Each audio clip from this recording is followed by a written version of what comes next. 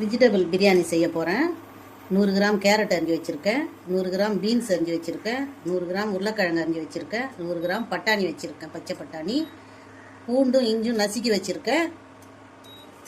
அடுத்தது வெங்காயம் வச்சுருக்கேன், பச்சை மிளகா, வெங்காயம் 200 கிராம் அரிஞ்சு வச்சுருக்கேன், பச்சை மிளகா 5 பச்சை மிளகா வச்சுருக்கேன், தக்காளி 3 தக்காளி வச்சுருக்கேன் அரிஞ்சு, கருவேப்பிலை வச்சுருக்கேன், 300 கிராம் அரிசி வச்சுருக்கேன், மிளகாய்த்தூள் 2 ஸ்பூன் வச்சுருக்கேன், தேவையான அளவு உப்பு வச்சுருக்கேன், பட்டை லவங்கம் வச்சுருக்கேன். இப்போ தாளிக்க போகிறேன்.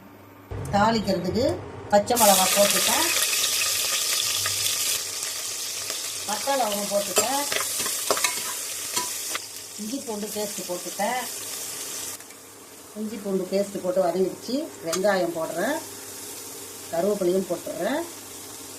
வெங்காயம் போட்டு வதங்கிடுச்சு. இப்போ தக்காளி போட்டுட்டேன். தக்காளிலாம் வதங்கிடுச்சு. இப்போ கேரட்டு, பீன்ஸு,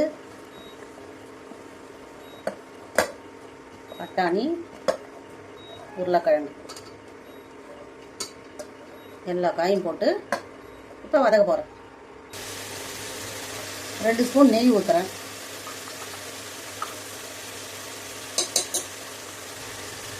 மிளகாய்த்தூள் 2 ஸ்பூன், மஞ்சள்தூள் 1/4 டீஸ்பூன், தேவையான அளவு உப்பு,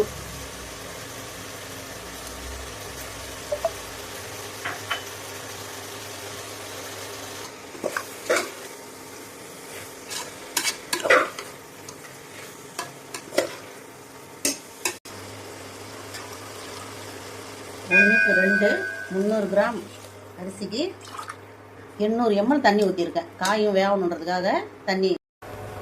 இப்போ காயெல்லாம் நல்லா வெந்துருச்சு. இப்போ ரைஸ் போடுறேன். ரைஸ் போட்டுட்டு பிரியாணி வெந்ததும் உங்கள்கிட்ட காமிக்கிறேன்.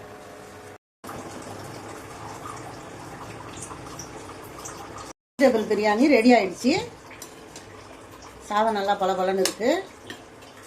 இப்போ தட்டில் வச்சு காமிக்கிறேன். வெஜிடபிள் பிரியாணி ரெடி ஆயிடுச்சு. நீங்கள் உங்கள் வீட்டில் செஞ்சு சாப்பிட்டு பார்த்துட்டு எப்படி இருக்குன்னு சொல்லுங்கள்.